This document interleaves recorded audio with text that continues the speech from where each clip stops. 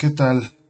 Continuamos el día de hoy con el estudio todavía del capítulo 22 de Génesis, donde estamos viendo cómo Dios probó la fe de Abraham. Eh, en la parte 1 vimos el primer versículo. El día de hoy vamos a continuar, vamos a ver hasta dónde nos da el tiempo, pero yo creo que sí es importante que repitamos la lectura para recordar en lo que estamos viendo, ¿vale? Por lo tanto, voy a quitar tanto la música de fondo y voy a colocar otra vez la escritura para escucharla. Hasta el versículo 9 nos vamos a quedar. Adelante. Capítulo 22. Tiempo después, Dios probó la fe de Abraham. Abraham, Lo llamó Dios. Sí, aquí estoy. toma a tu hijo, tu único hijo. Sí, a Isaac, a quien tanto amas, y vete a la tierra de Moriah. Allí lo sacrificarás como ofrenda quemada sobre uno de los montes, uno que yo te mostraré. A la mañana siguiente, Abraham se levantó temprano. Ensilló su burro y llevó con él a 2 de sus siervos, junto con su hijo Isaac. Después cortó leña para el fuego de la ofrenda y salió hacia el lugar que Dios le había indicado. Al tercer día de viaje, Abraham levantó la vista y vio el lugar a la distancia. Quédense aquí con el burro. Dijo Abraham a sus siervos. El muchacho y yo seguiremos un poco más adelante. Allí adoraremos y volveremos enseguida. Entonces Abraham puso la leña para la ofrenda sobre los hombros de Isaac, mientras que él llevó el fuego y el cuchillo. Mientras caminaban juntos, Isaac se dio vuelta y le dijo a Abraham: ¿Padre? Sí, hijo mío. Tenemos el fuego y la leña, pero ¿dónde está el cordero para la ofrenda quemada? Dios proveerá un cordero para la ofrenda quemada. Hijo mío. Así que ambos siguieron caminando juntos. Cuando llegaron al lugar indicado por Dios, Abraham construyó un altar y colocó la leña encima.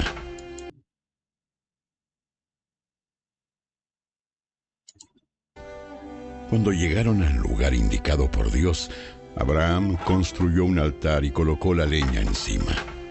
Luego ató a su hijo Isaac y lo puso sobre el altar, encima de la leña. Ok. Hasta aquí, disculpen las dificultades de la última parte. Pero bueno, nos quedamos todavía hasta donde está construyendo Abraham el altar. Todavía no pasamos al sacrificio. Creo que es muy importante tener bases de estos versículos antes de pasar a lo que es directamente la prueba. Bueno, vamos a avanzar con el versículo 2, que dice lo siguiente: toma a tu hijo, tu único hijo, sí, a Isaac, a quien tanto amas, y vete a la tierra de Moria. Allí lo sacrificarás como ofrenda quemada sobre uno de los montes, uno que yo te mostraré. ¿Ok? En esta parte ya le habla Dios a Abraham, le dice que tome a Isaac, su único hijo. En la parte anterior ya explicamos que realmente lo que estaba tratando de decir, porque ya sabemos que no es el único hijo Isaac que tiene Abraham, también tiene Ismael, y en otros versículos nos muestra que también tuvo más hijos con sus siervas, pero lo que hace referencia es al hijo de la promesa, simbolismo de las dos naturalezas, a donde también la misma escritura nos dice que hay un hijo de la esclava y un hijo de la libre. No hablando despectivamente de esta Agar, sino simplemente mostrándonos el simbolismo espiritual que tenemos todos nosotros como seres humanos, que es las dos naturalezas, la naturaleza de la carne, y después de aceptar a Dios en nuestro corazón, Él nos hace nacer de nuevo y adquirimos una segunda naturaleza espiritual. Esto lo vamos a puntualizar un poquito más tarde. Por lo mientras vamos a quedarnos con eso. Es importante resaltar cómo dentro de la escritura, después de que le pide a que sacrifique a su hijo Isaac, en la escritura nos resalta qué tanto amaba Abraham a su hijo, ¿no? Y nos recuerda cómo los sentimientos de Abraham a sus hijos, no solamente a Isaac, sino también en su momento, lo vimos en anteriores capítulos, que era claro cómo Abraham amaba a sus hijos. También vimos cómo en algún momento de la escritura, cuando todavía no estaba Isaac, quiso ofrecer a este Ismael como el hijo de la promesa, ¿no? Pero Dios ya tenía planes muy específicos, tanto para Isaac como para Ismael. Otra vez le dice que se retire de donde está y le dice que vaya a una tierra que se llama Moria. Ahorita vamos a ver la ubicación de esta tierra que se llama Moria. Allí sacrificarás como ofrenda quemada. También vamos a hablar qué quiere decir con ofrenda quemada, que básicamente en las escrituras muchas veces lo mencionan como holocausto. Pero vamos a ver qué quiere decir con eso y la relación que tiene con nuestro Señor Jesucristo y con nosotros también, ¿verdad? Sobre uno de los montes, uno que yo te mostraré. Igual, nos resalta que Dios tiene ya un plan y que es Él el que está trazando también las acciones de este Abraham para que sean cumplidas sus profecías, su palabra. A ver, permítame tantito, déjenme ponerle un poquito de pausa, porque ya saben que tengo perrijos y hacen mucho ruido. Listo, perdón. Bueno, vamos a ver lo que dice nuestro pastor John MacArthur conforme a este versículo. A ver, permítanme. Este estremecedor mandamiento puso en marcha una especial y severa prueba para Abraham, esto es, el sacrificio de su hijo, su único, repetido 3 veces por Dios, Vv 2, 12, 16. Esto significaría dar muerte al hijo, de más de 20 años, y, con ello, el fin de la promesa del pacto abrahámico. Una acción así parecería irracional, pero Abraham obedeció, v3. Meraie. Tradicionalmente asociada con Jerusalén, y el lugar sobre el que más adelante se iba a levantar el templo de Salomón, CP12R31. Ok, fíjense, este comentario es muy puntual porque nos habla de que, por ejemplo, es repetida 3 veces esta frase, su único hijo, y lo podemos ver dentro de los versículos 2, dentro de los versículos 12 y dentro del versículo 16. Muchas veces cuando la Biblia repite una palabra, una frase, es porque realmente nos quiere llamar la atención de esa manera y quiere que pongamos también su enfoque dentro de esa frase, dentro de esa palabra. Único hijo nos hace también referencia a nuestro Señor Jesucristo, porque dentro del Nuevo Testamento, como lo conocemos nosotros, hace muchas referencias como al unigénito Hijo de Dios. Entonces, aquí también hace referencia, perdón, en esta frase como único, su único hijo. Recordemos que muchas veces en el Antiguo Testamento vamos a ver tipos de Jesucristo, antetipos, que quiere decir que nos marcan en la historia, eh, referencias de lo que va a pasar o de lo que Dios estaba planeando en ese momento que iba a pasar, ¿no? A lo largo de todo su plan.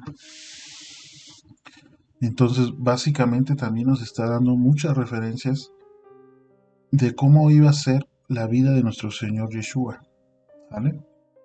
Ahora, por otro lado,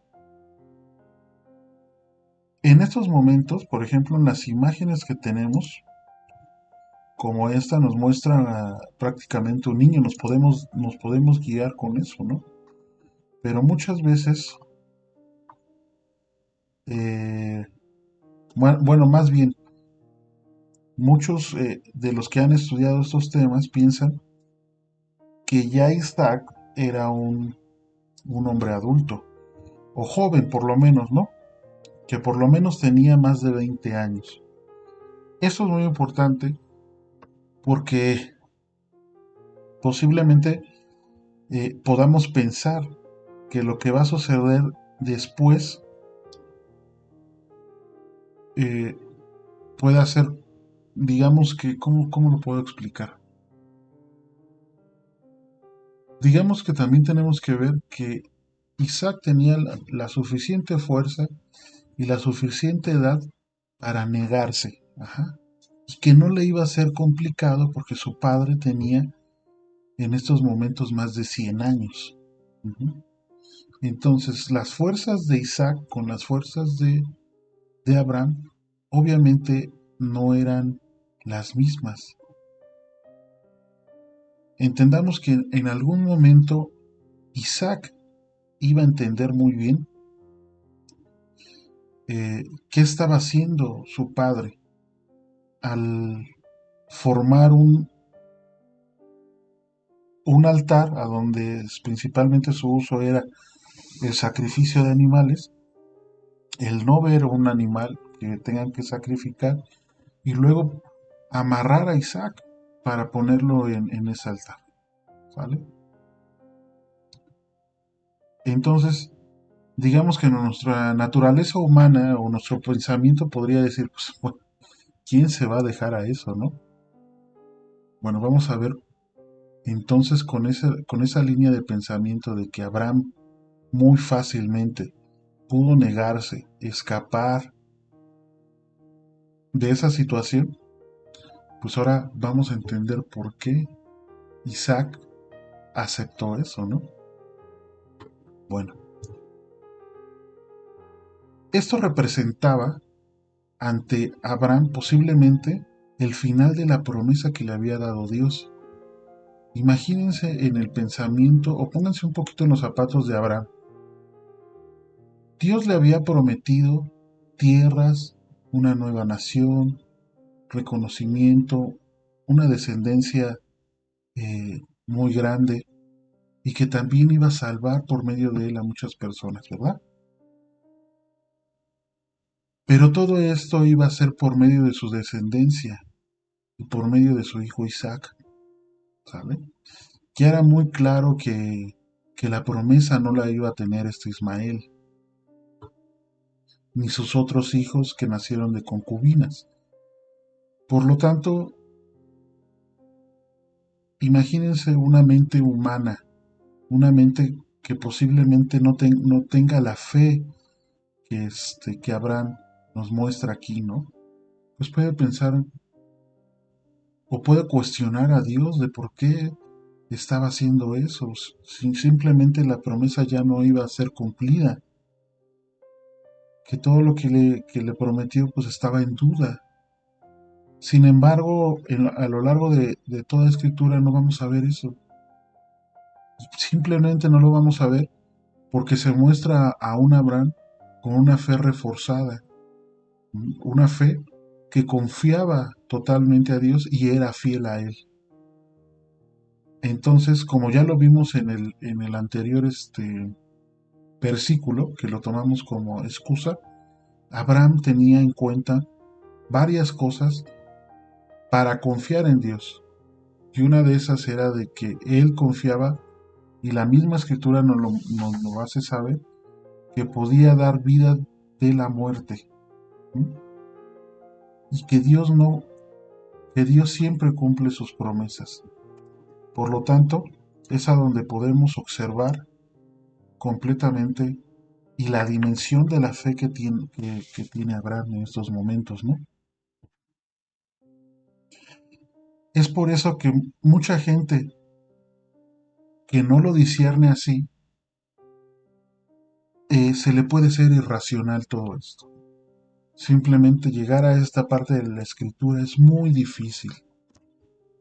Incluso personas que aparentemente puedan tener mucha fe, se cuestionan esta parte, ¿no?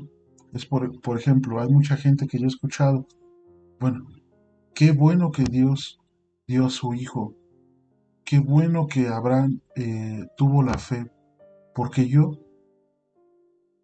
conociéndome, simplemente no podría dar a mi hijo. ¿Sí? Un pensamiento que se puede entender, digamos, dentro de la perspectiva racional que tenemos los seres humanos, pero dentro de la perspectiva espiritual, pues nos habla que esa fe que tuvo Abraham era irracional para ese tipo de ojos, ¿no? Para los ojos carnales, y que solamente los ojos espirituales pueden discernir y entender realmente los motivos por los cuales aceptó Abraham esa ordenanza o ese cometido de Dios, ¿no? Bueno, continuemos.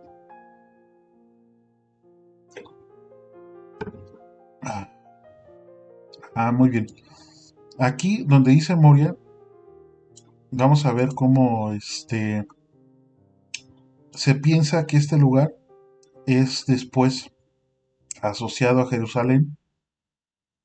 También se piensa que está, si no está en el lugar, por lo menos está en la zona donde fue crucificado nuestro Señor Yeshua. Y tuvo relevancia mucho este lugar donde se iba a hacer el sacrificio de Isaac, porque ahí fue el primer templo que se construyó, y que lo construyó el hijo de David, Salomón. Y eso lo podemos ver en las siguientes escrituras, segunda de Crónicas 3:1. ¿Sale? Si quieren irse ahí como referencia. Vamos a hablar más de Moria un poquito más adelante. Bueno.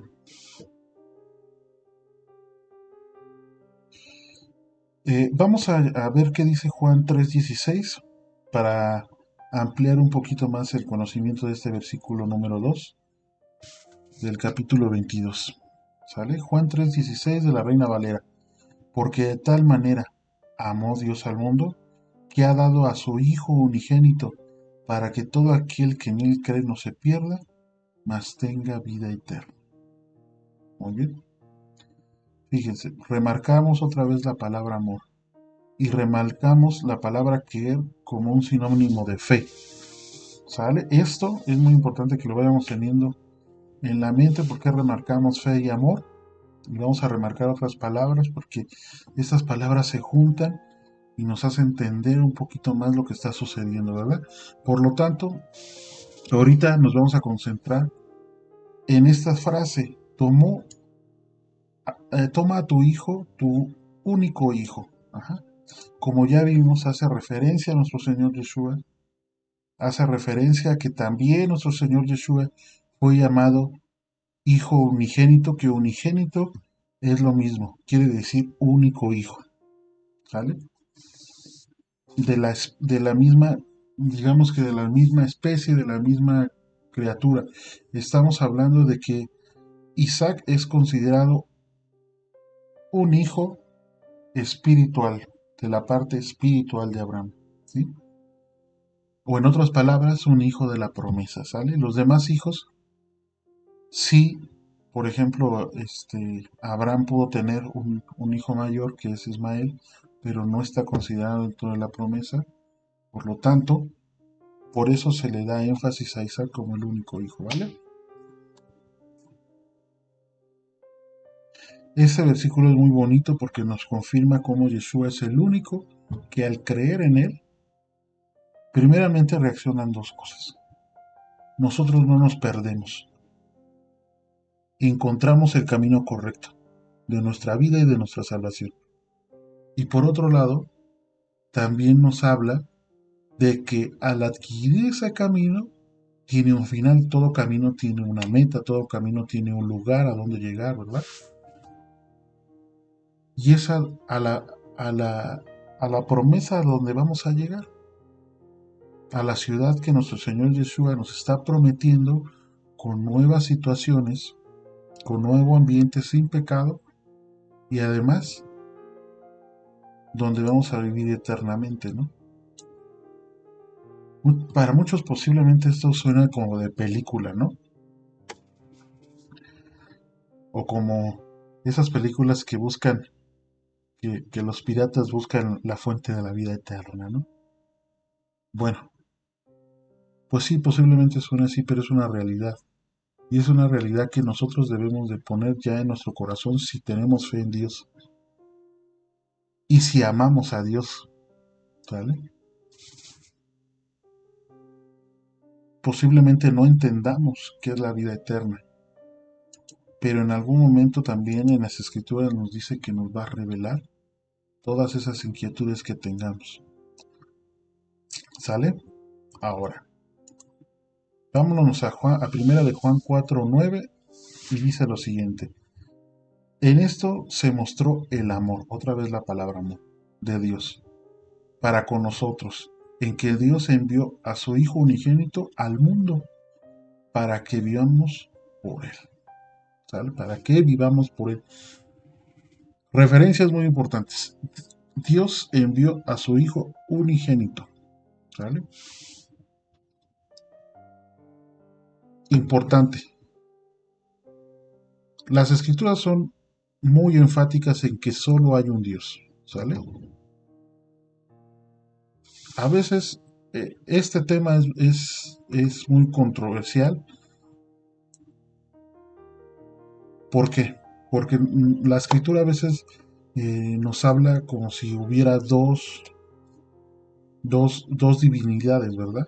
Dios y su Hijo. Pero en realidad es solamente una. En otros estudios posiblemente amplíe este tema, pero nosotros debemos de ver al Hijo de Dios como una imagen de Él. También al Hijo de Dios se le llama tabernáculo, ¿sale? Una manera de explicarlo más sencillo es como por ejemplo la mamá. Bueno, no es un buen ejemplo. Yo creo que este tema lo dejamos así, pero tenemos que entender que la naturaleza del Hijo y del Padre es una.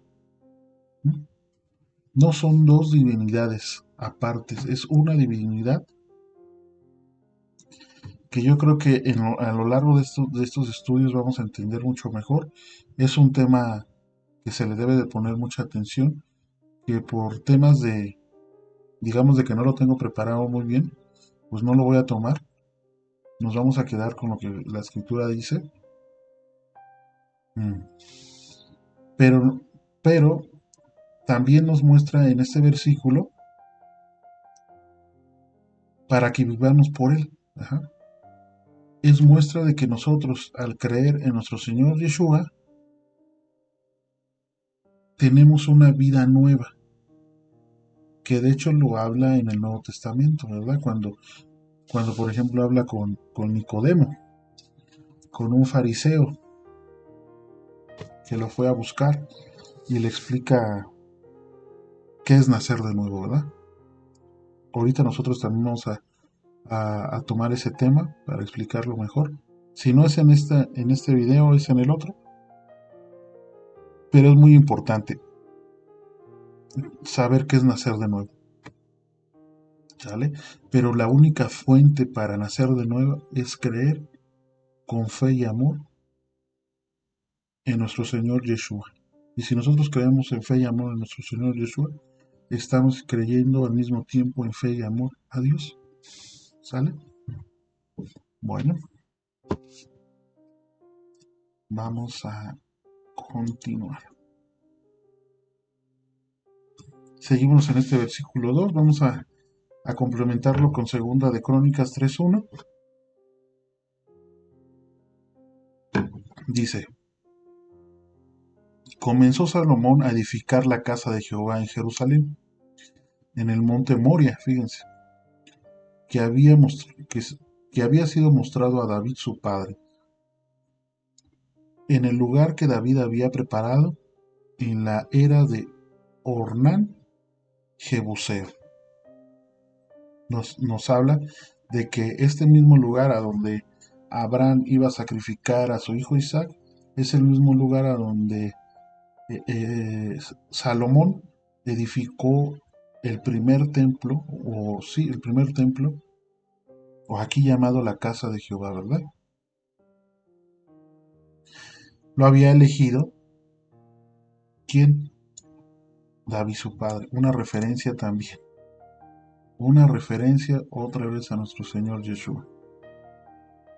El padre elige el lugar, Salomón construye el templo. Entonces, también es una referencia también para mí muy clara dentro de las escrituras. A ver, permítanme un tantito que me distrajo un mensaje. Permítanme un segundito.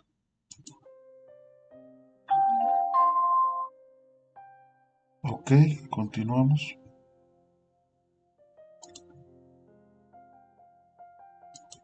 Bueno, vamos a ver el comentario de Matthew Henry, de la Biblia Matthew Henry, con respecto a este versículo, ¿les parece? Y sobre lo que hablamos del lugar de Moria. Moría. El nombre Moría significa lid, la presentación de Jehová, equivalente a la manifestación de Jehová.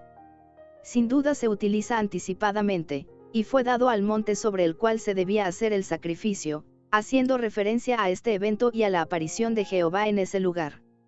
CFK. Fíjense, nos habla de que la palabra Moria, que representa el lugar, quiere decir presentación de Jehová, que también puede decirse como manifestación de Jehová. Y nos habla que sin duda esto era un factor anticipado de los planes de nuestro Señor Yeshua. No nada más de donde iba a ser sacrificado Isaac, ¿no? Como simbolismo, sino después donde también iba a vivir,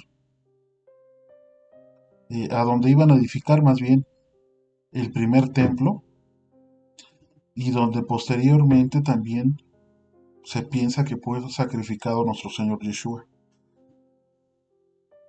¿Ok? Vamos a adentrarnos un poquito a la palabra Moria, que en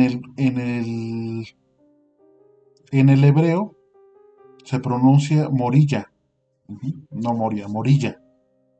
Y nos dice el diccionario que se complementa con dos palabras, y que estas dos palabras significan visto de ya.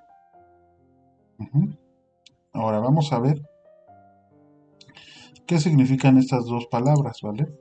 Que nos muestran. Recordemos que este es un número strong que hace referencia a palabras específicas dentro de nuestras Biblias, que nos puede ayudar a mostrarnos lo que en el original o en la forma, digamos, a donde se escribió originalmente, en el idioma donde se escribió originalmente este pasaje, nos puede decir el significado de esas palabras, ¿verdad? Ok, como estamos viendo el Antiguo Testamento o el Antiguo Pacto, pues nos hace referencia a la escritura hebrea, ¿verdad? Muy bien. La primera palabra con la que está compuesta Morilla, que quiere decir Moria, es Ra, ¿sale? Y es una palabra raíz que quiere decir ver, literalmente o figurativamente en numerosas ampliaciones. Ajá. También tiene los significados de aparecer, probar, atender, buscar, considerar, complementar, dejar descubrir, dignarse, discernir, enseñar, entender, escoger, especial, estimar, entre todas estas, manifestar, mirar,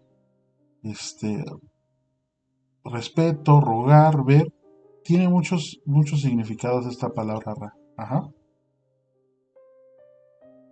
Vamos a ver la otra palabra que significa, que es la H3050, y es la palabra ya, ¿sale? Esta palabra hace referencia al nombre sagrado de nuestro Señor. Es, digamos que solamente utiliza las dos primeras letras del nombre de Dios. El nombre de Dios tiene 4 letras. Déjenme buscarles un ejemplo para ver si... A ver, permítanme un segundo. Nombre de Dios en hebreo. Ok, permitan aquí.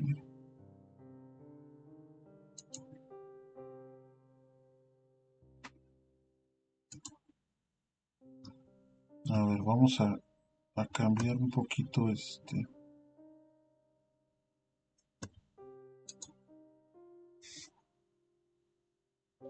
Vamos a ver, aquí está.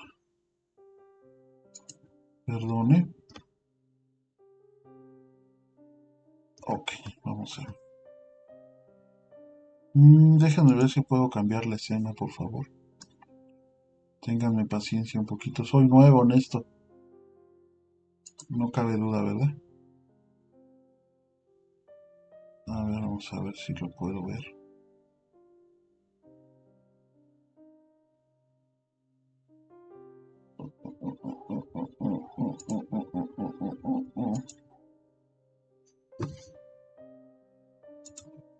Aquí está, perfecto. Fíjense.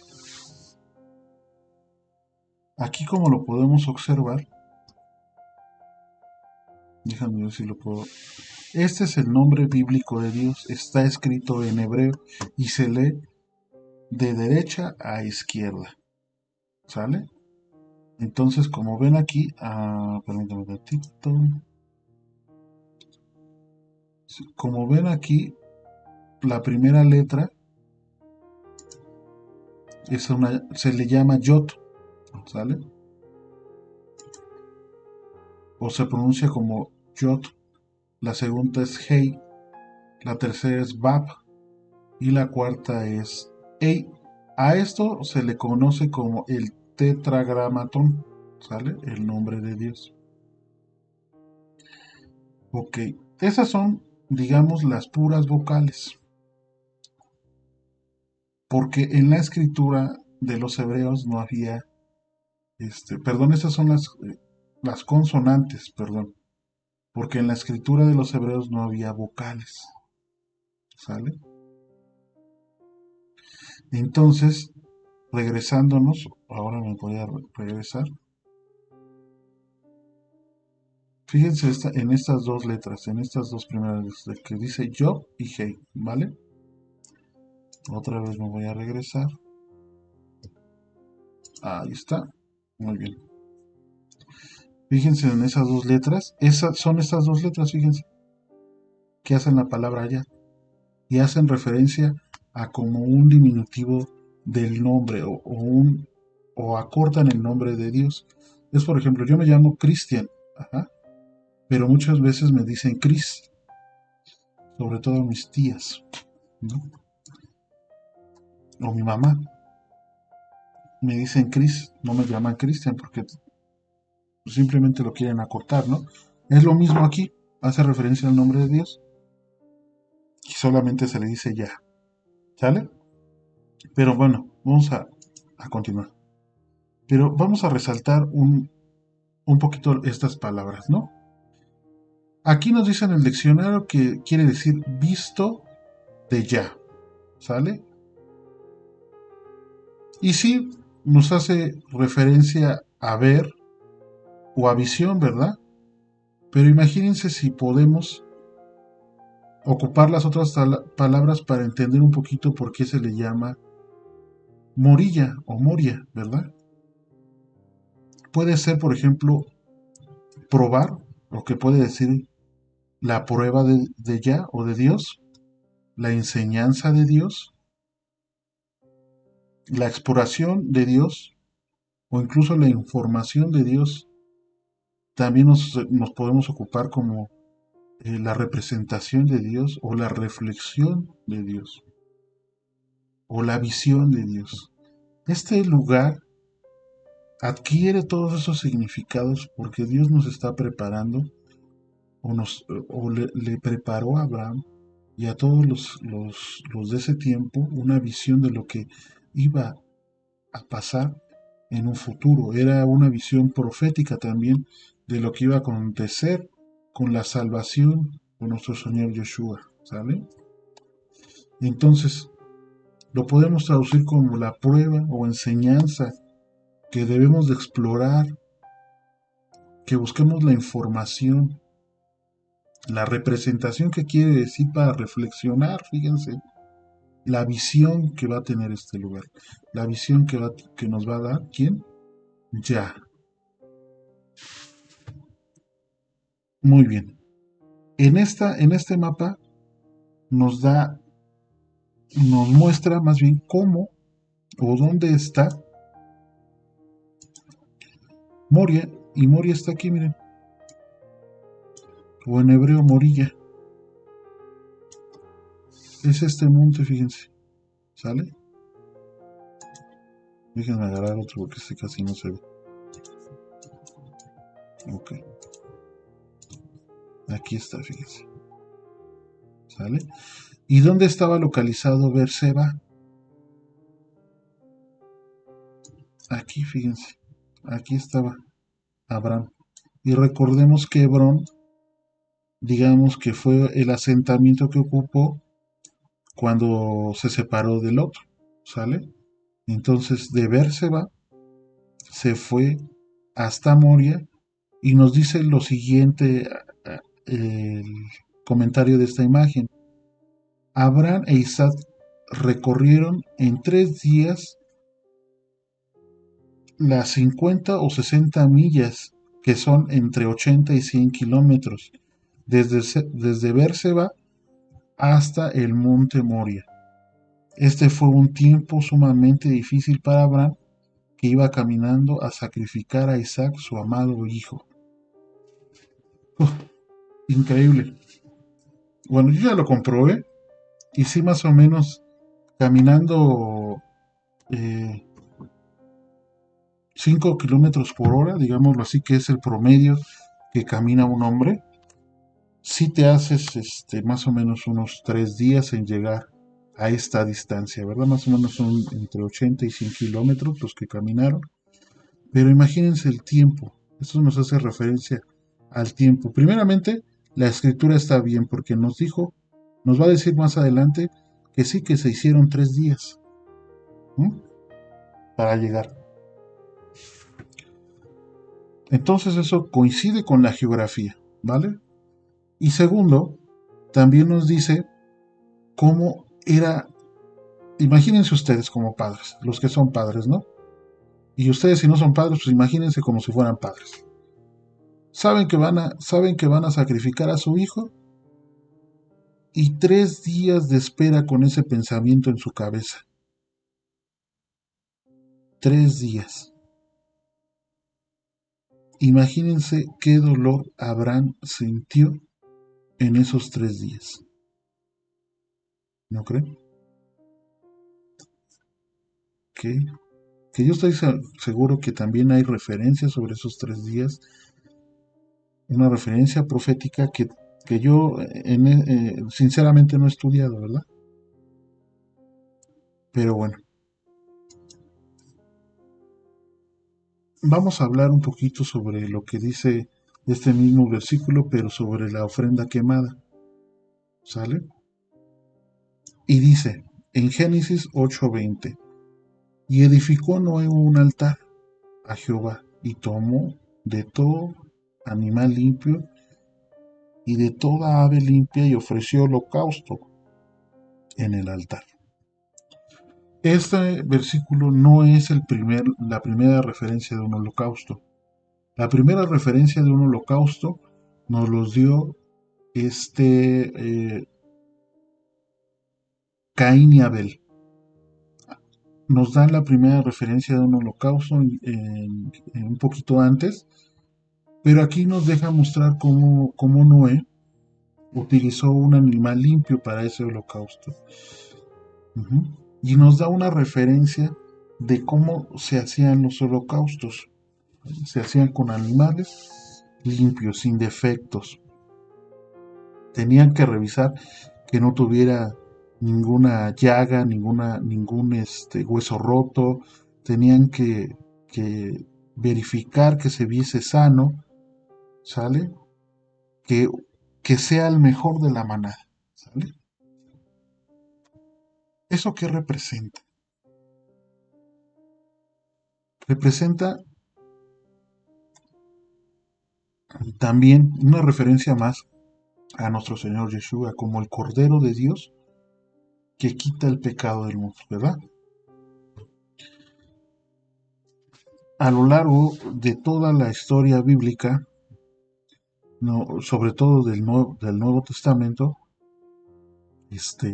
nos hace referencia de que nuestro Señor Yeshua era una persona limpia, un ser que no tenía mancha, que cumplió todas las órdenes de su Padre y por lo tanto Él era inmaculado para el sacrificio, como un cordero, ¿sale?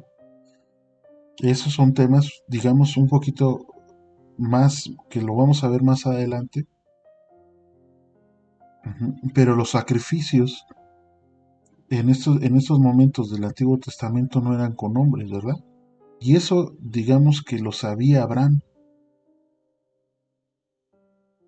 Imagínense a Abraham, sabiendo que los holocaustos Dios no se los pide con hombres, ¿sale? Y sabiendo que otros pueblos paganos sí hacían holocausto, pero sí utilizaban hombres, y no solamente hombres, utilizaban niños. Nada más pónganse a pensar un poquito en lo que pudo haber pensado humanamente, lo recalco, lo que pudo haber pensado humanamente Abraham. Pues simplemente hubiese contradecido todo lo que era Dios, ¿sale? Pero él no estaba pensando humanamente, él estaba pensando, comportándose espiritualmente, cosa que los que venimos de la carne o que todavía son de la carne no lo van a ver así, no lo van a entender, ¿sale? Bueno, vamos a avanzar. Vamos a utilizar Romanos 12:1 en la Biblia Dios habla hoy, que es una Biblia, digamos que utiliza un lenguaje más sencillo. Por tanto, hermanos míos, les ruego por la misericordia de Dios que se presenten ustedes mismos como ofrenda viva, santa y agradable a Dios. Este es el verdadero culto que deben ofrecer. La pregunta aquí es, ya leyendo esto, me hubiese gustado lanzar la pregunta antes de leer este versículo, porque ya es evidente, ¿verdad? Pero seguimos en la actualidad hoy haciendo holocaustos. ¿Ustedes qué creen?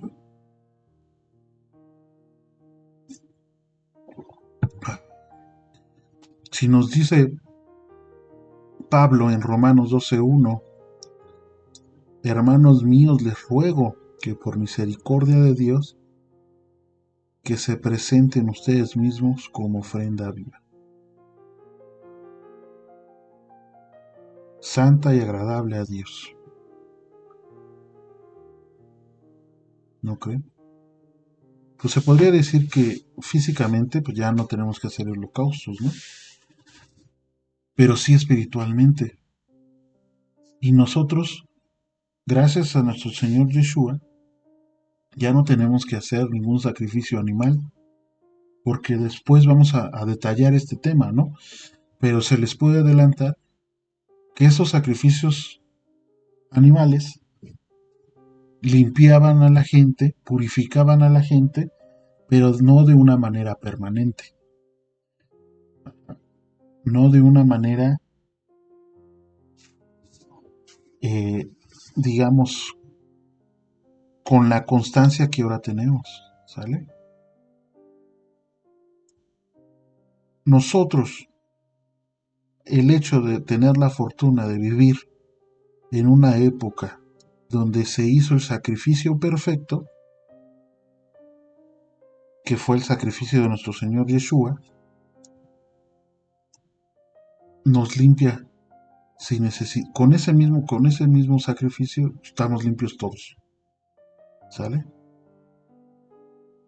Somos, digamos, Dios nos ofrece esa limpieza a los que creen en Él y a los que confían en Él, ¿sale?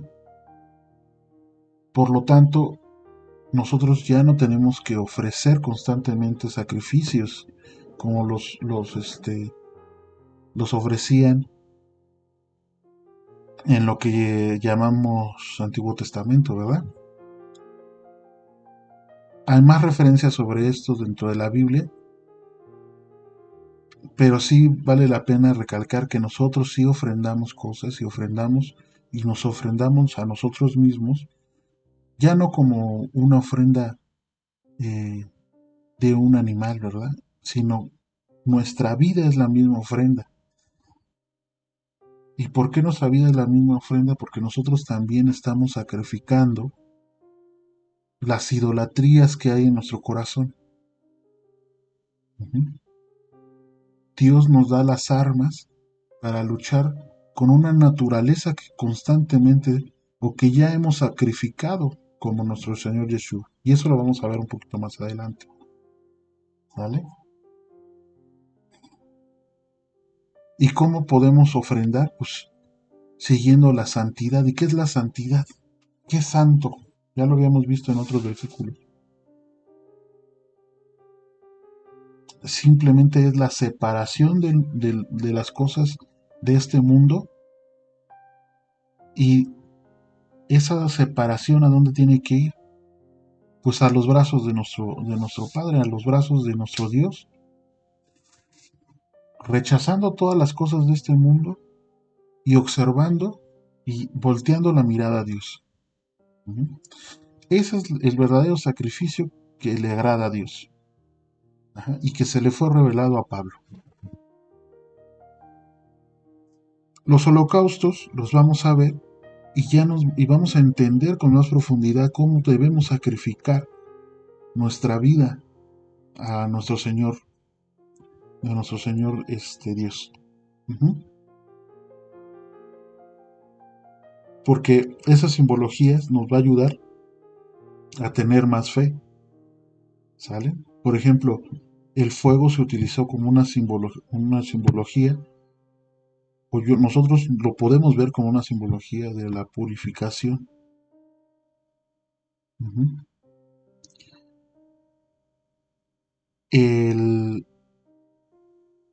El altar hace referencia a nuestro cuerpo, porque en lo que llamamos ahora Nuevo Testamento nos habla que nosotros somos el templo del Espíritu Santo. El Espíritu Santo nos hace referencia al Espíritu de Dios, a tener Dios en nuestro corazón, y también nos hace referencia al mismo templo, al primer templo que luego vamos a ver más adelante. Ahí habitaba también Dios, en ese templo, ¿sale? Entonces, todas estas cosas ya hay que irlas discerniendo, que muchas veces son referencia de lo que estamos viviendo ahora, y que las cosas que pasaron en lo que llamamos Antiguo Testamento o Nuevo Testamento son referencia también de nuestras vidas, ¿sale? Bueno, ¿qué más vamos a ver? Ya me perdí. Ok, vamos a ver el comentario de Matthew Henry, ¿no? A ver cuánto tenemos. Está bien. Ok. ¿Qué dice sobre el holocausto Matthew Henry? Holocausto, el sacrificio más perfecto y acepto a la divinidad, pues en él se quemaba toda la víctima. La religión cananea practicaba los sacrificios humanos, principalmente de los hijos propios, en cuanto víctimas más apreciadas, en ocasiones determinadas. Por ejemplo, Mesa, rey de Moab, inmoló a su hijo heredero sobre las murallas para conseguir de su Dios la liberación de la ciudad, asediada por los israelitas, ver 2 Reverendo 3:27. Bueno, nos habla de que esta era una práctica no solamente para Dios, ¿no? Sino para también las culturas paganas. Ellos sí sacrificaban a hijos porque lo veían que eran las criaturas más valiosas para ellos. Ajá, pero no sabían que iban en contra de Dios, entre los deseos de Dios, porque lo que Dios quiere es la salvación de esas personas. Ajá, y la salvación de esas personas por medio de sacrificios de corazón, de sus vidas. Uh-huh. Por eso Pablo nos dice ofrenda viva. Estamos matando algo en la vida, y es una naturaleza que es carnal, ¿sale? Por eso somos santos, somos apartados de esta naturaleza. Por eso también hay referencias de que este mundo no es de Dios, uh-huh, que el gobernador de este mundo es el diablo. Dios nos quiere separar de este mundo para salvarnos, ¿sí me explico? Pero no nada más es sacrificar para ser salvados, ¿no? Tiene un propósito, tiene un trasfondo. Y eso es lo que no entendían estos pueblos paganos al sacrificar a sus propios hijos.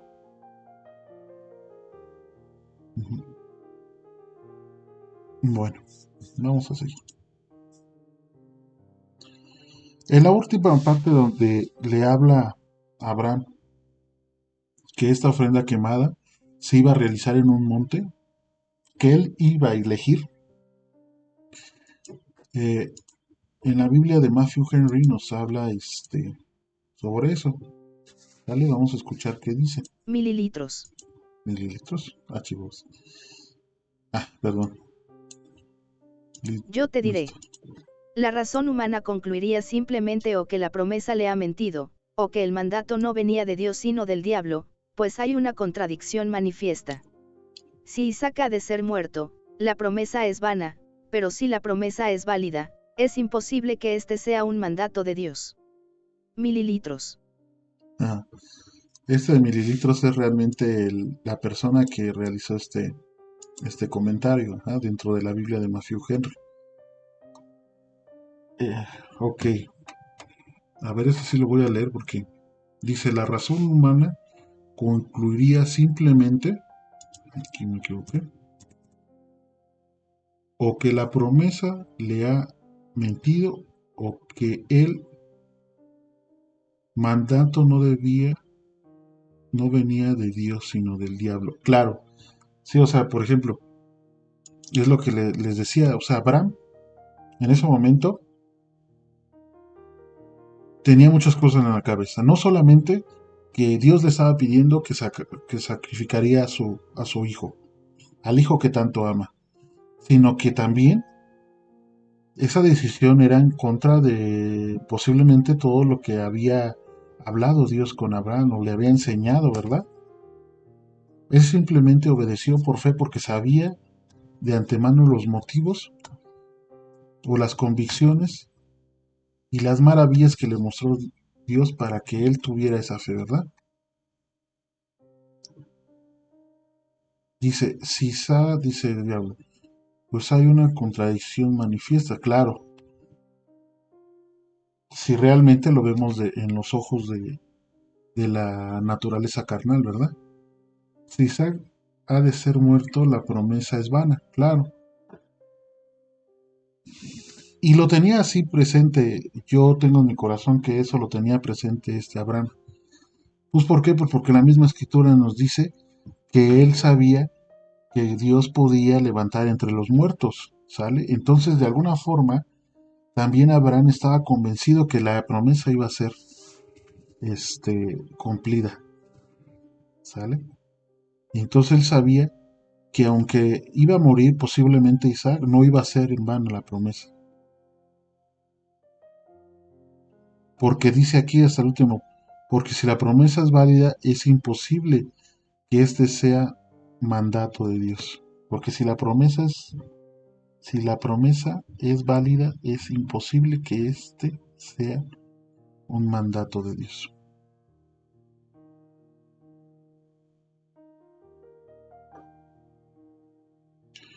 Ok, aquí prácticamente lo que nos está comentando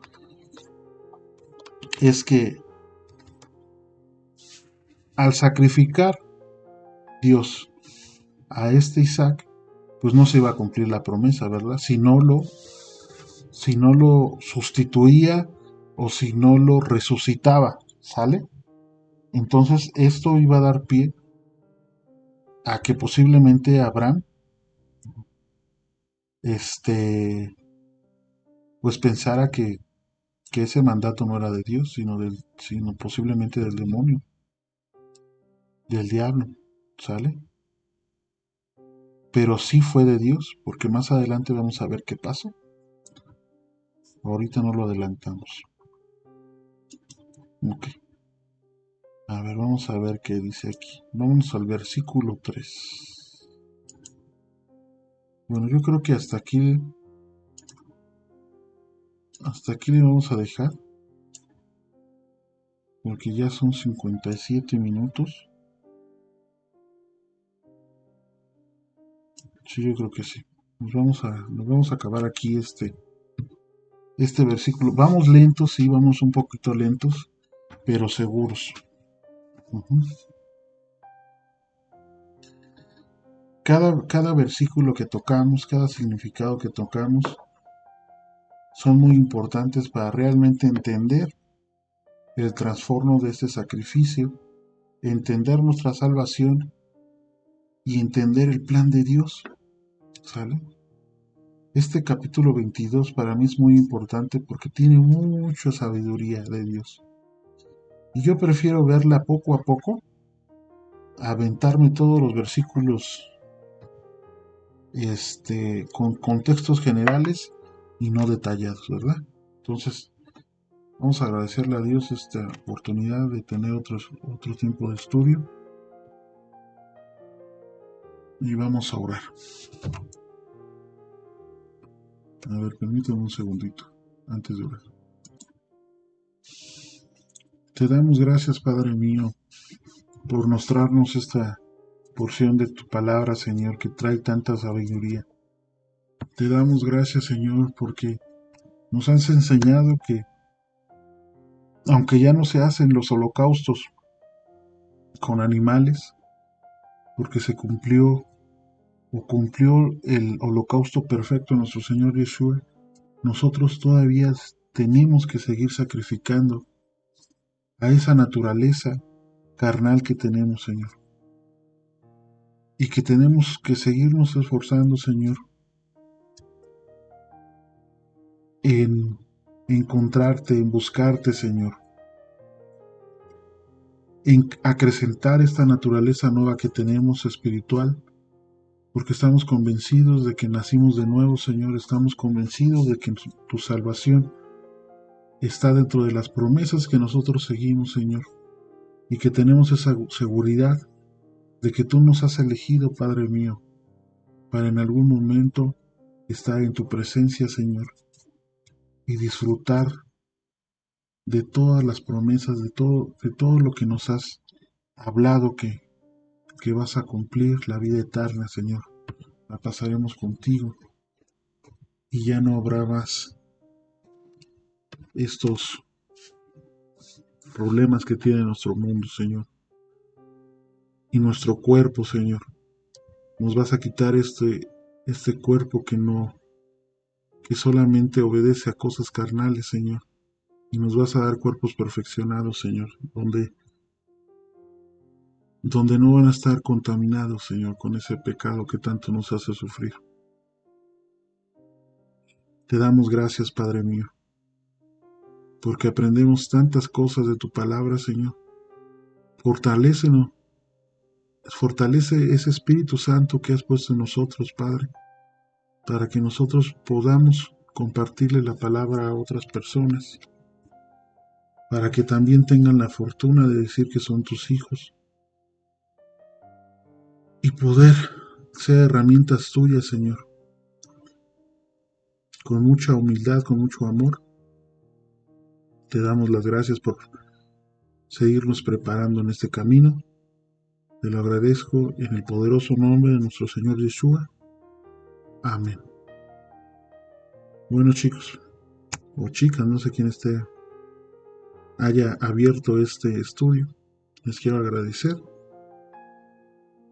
Que se la pasen muy bien. Y nos vemos en la siguiente, ¿vale? Adiós.